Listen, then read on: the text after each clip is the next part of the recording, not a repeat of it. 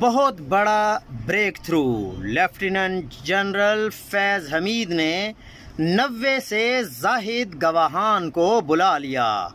2 سابق وزرائے اعظم، 1 سابق آرمی چیف، 2 سابق DGISI اور 1 سابق چیف جسٹس شامل ہیں۔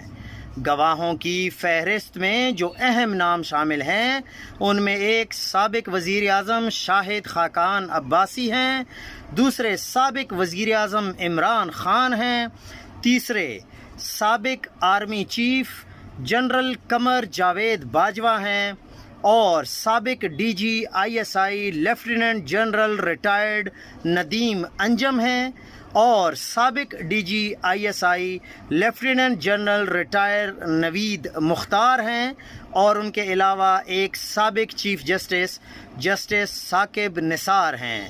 ان سب کو گواہی کے لیے طلب کر لیا گیا ہے۔